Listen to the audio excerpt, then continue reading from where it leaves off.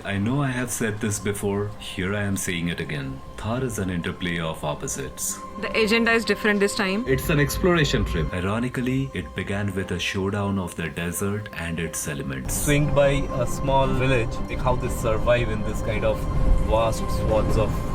But what intrigued us is also the linguistic, cultural, and visual duality that cohesively exists in this menacing backdrop of the desert. I mean, the women folk in their hues of traditional attires form a nice symphony with the golden sand of the desert. Two religions running in parallel existence, but without any shrine. The perfect example of unity in duality, and was very intriguing. I pondered on this land of surprise and incongruity, where the pulse of life beats strong in the harshest climate. Getting a feeling that we are like Bedouins. Now, expedition is not about just making good mileage. It's about having the adventure. And it's not an adventure until things go sideways, which creates new stories. There's no silver bullet to explain this duality, but the answer came to us as a revelation of sorts towards the end of the day at Tanot. This is what time is. Definitely lost a lot of time but gained a lot of experience of exploring the Thar. Indeed, we lost a lot of time, well, by getting lost. But this quaint village of Longewala provided a complete unique look at the complex relationship between the desert and the people living in it. If you look at the people of these places, they are living in harmony with nature, understanding their weather patterns, being a part of the ecosystem basically. And it's a place that will be in our minds and keep appearing in many conversations as I work to tell more stories about that relationship. But now at this time, flooring the accelerator was totally warranted. Oh no, coming in hot. I had already started realizing the true meaning of expedition. আমাকে উল্লু বানিয়ে দিল চললো সুন্দর যাচ্ছিলাম God, where have we come? This is desert. This is a typical remote village in Jaisalmer. How is Magnus leaving the trail behind? Yeah. By saying eat my dust. Eat my dust. But if my car could slap me, it would have done so at least 100 times for not slowing down on this stretch.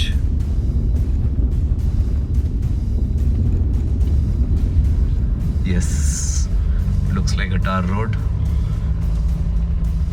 Getting out. Clear way for Magnus. Beep, beep. They may be cows, they sure are not cowards, because they belong to the land of the brave hearts. Didn't even moved over. And that put us on a sticky spot. My honest realization was that if we could have driven steadily without much stops, we would have made it in 90 minutes. However, we managed to get lost, torture our vehicle, and reach the land of brave hearts after 3 hours. Presenting the dancing goats of Longewala. Then your destination will be on the right. See, Google said take the next left. They also took the next left and went up there. Finally, we reached Longewala War Museum without any further drama. Shut up. Let me do one thing. I'll just go in and ask someone till what time it is open. Time right now is 2 o'clock. So if we can do Tanot and come back and then do Longewala, I think that will be better, right? Because over there BP609 we might not get permission. Okay, let's try this. Longewala needs no introduction, but for the uninitiated, consider this as a, well, how do I put it? A graveyard of Pakistani tanks.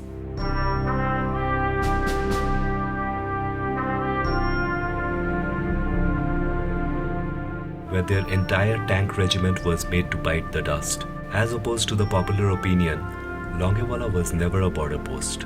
It has relevance because of the 1971 war fought between India and Pakistan.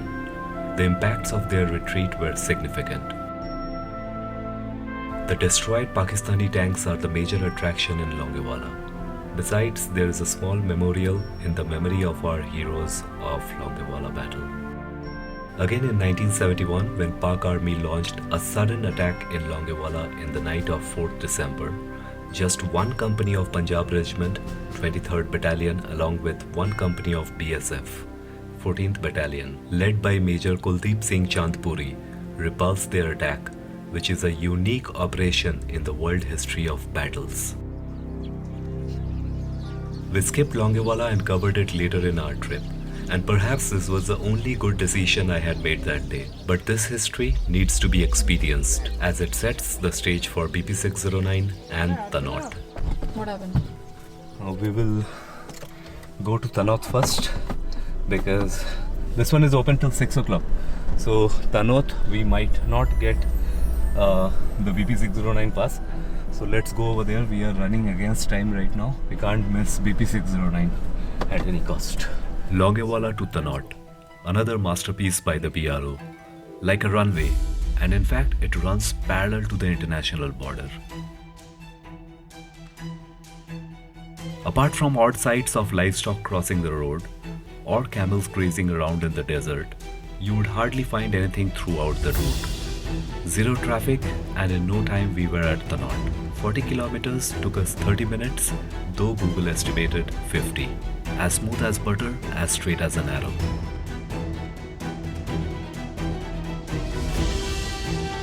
Approaching Tanot, the images of that big electricity tower visible in the distance, as seen in the border movie, got refreshed in our mind.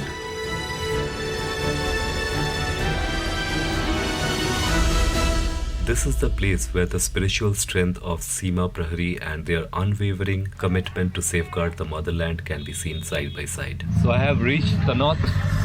So I need to check that if they are issuing the permits right now or not. Towards the evening, they won't allow going off to the border. So trying my luck. While planning this trip, we thought of staying in this dharmashala for one night, so that we can visit Kishangarh also, but it did not happen. But there is a place to stay over here. Nothing fancy, but I guess we'll do the job.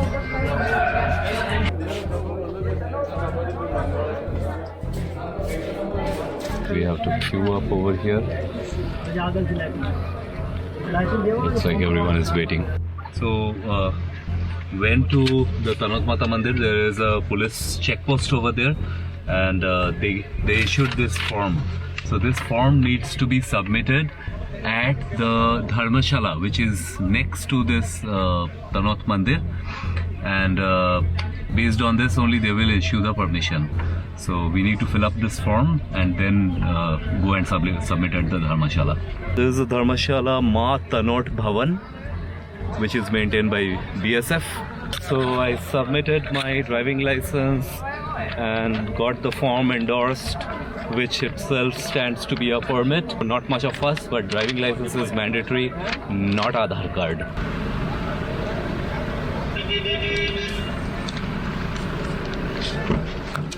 Okay, only driver's driving license is required, not for the passenger.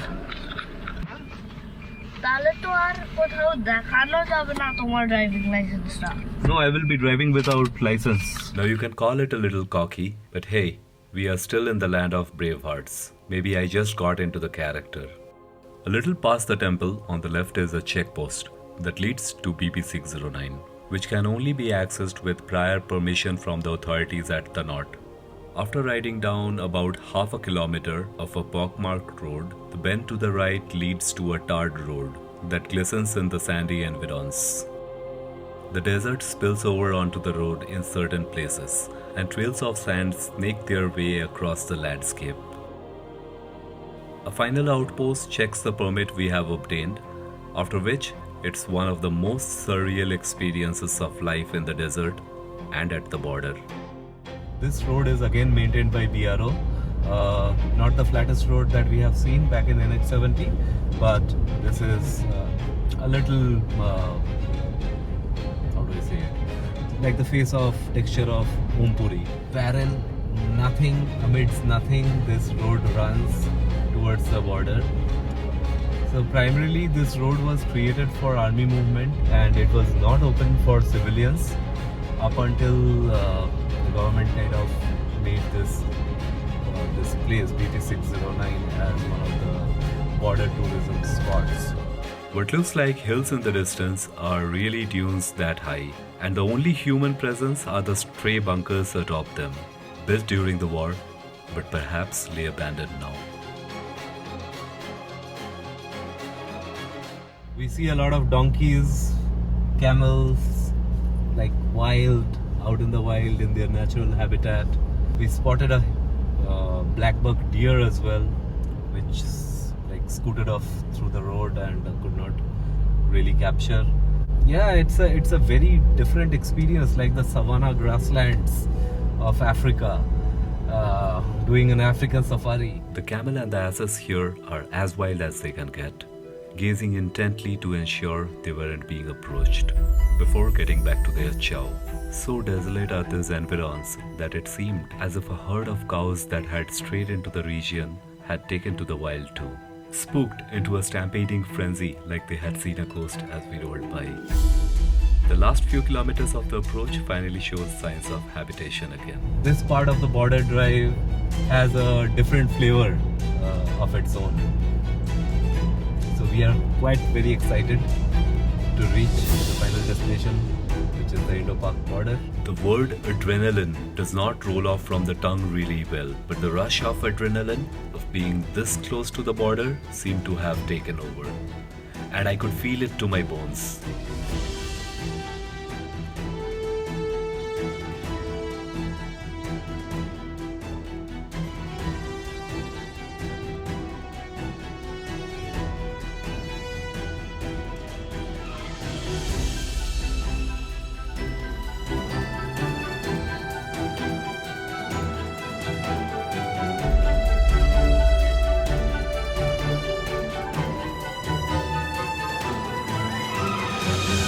But this place is like thronging with tourists. And in fact, they have set up a park also over here, like children's park, kids park kind of thing. The movie Border undoubtedly created an impact of an inferno in the history of mainstream Bollywood. And perhaps JP Datta had no idea how this movie will change the face of this borderland. A freshly installed children's park, a watchtower full of people, an amphitheater mimicking the Wagah border in Punjab.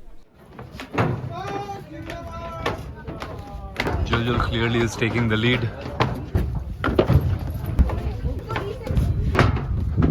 Look at this place. All of India is here. And if you pay attention to the voices around, driver साहब क्या है बताओ सही कहाँ है कुछ दिख ही नहीं रहा हमको तो क्या क्या देख रहा है बोतल तो दिख रहा है ना तार बंदी दिख रही है यार मेरी गाँव में चलो भैया चलो अपन पैक बनाए यार चलो हाँ एक मिनट फोटो लेट करने को फायदा नहीं है चलो ड्राइवर साहब चलो गाड़ी में उठो. You would realize that most of the people have not come here to witness history or relish the patriotic fervor, but have just followed a herd mentality to keep up with their peers. What you see is an example of Jonas' theory, as I mentioned in the beginning of the last episode.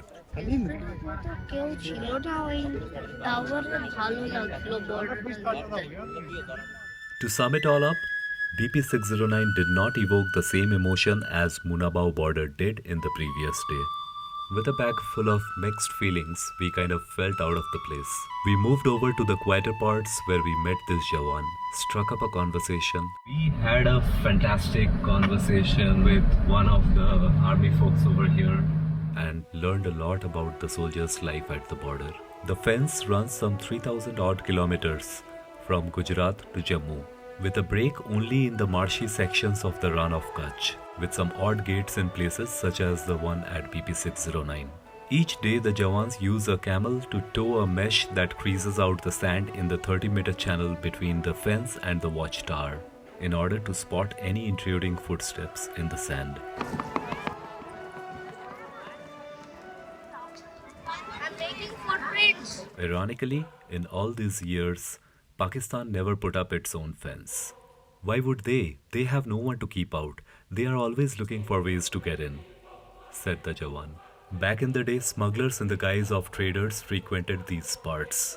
But ever since the fence came up in the late 1990s, Now it's all covert operations fueled by the ISI. Got to know a lot about the laws of the land over here. I mean, it is completely different. Though the soldiers hold on to their guns in anticipation of action, but over time they have come to realize that this is a different kind of fight. Summer temperatures hit close to 50 degrees Celsius, while wind carrying sand howl by at over 100 kilometers per hour. There is a sandstorm every now and then, and the visibility reduces drastically. It is a bigger problem when it gets dark. Most of the time, they pretty much have to get along with the scorpions and snakes that lords over this desolate expanse. It makes antivenom as essential as bullets in the border. He was so eager to talk to us.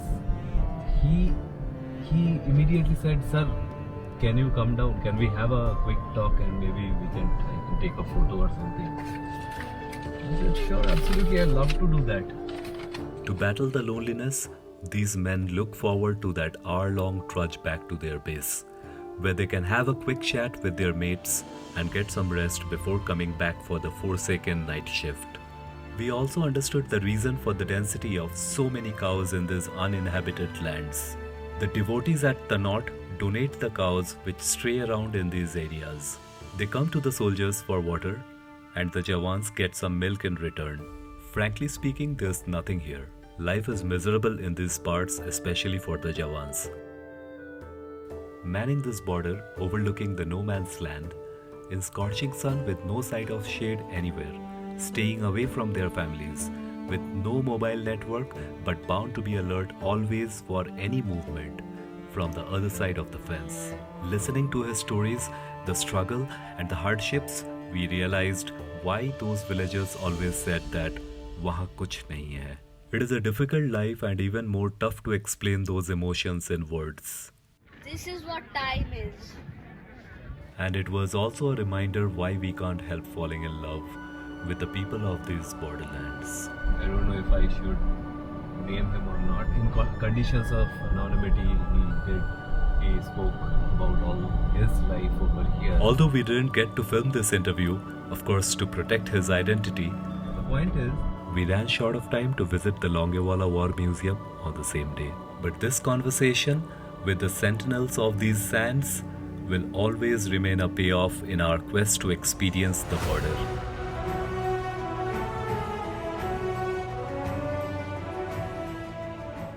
Viral, what are you doing? Moisa. Vasa, again. Lot of people are standing.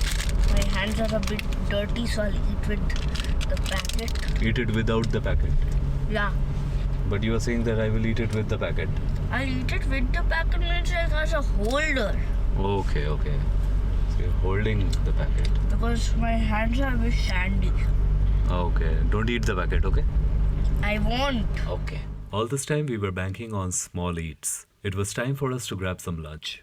So we just came back from this BP609 to Tanot Mata Mandir. This Tanot Mata Mandir, there is one flag unhoisting ceremony. Unhoisting only, right? So flag unhoisting ceremony which was happening, and we were privileged to see that. It was another nice experience that we got over here to see how the army takes down or unhoists the flag respectfully.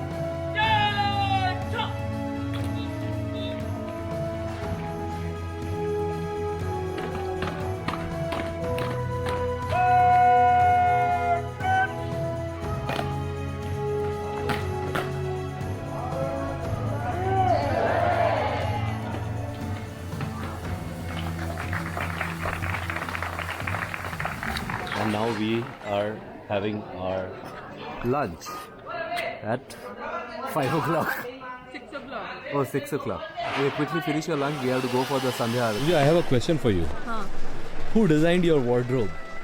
Sneakers, lehenga, jacket. कितना बदतमीज आदमी है ये. Was it Ritu Berry or some Malhotra? It is the winter. We're going to Tanot Mandir right now. This is a evening aarti that we are going to witness today, which happens every day by the Jawans. That's what we got to understand. So let's see. Now, before I start, let me make a confession. Although I am not a religious person by any means, but I am a strong believer of spirituality.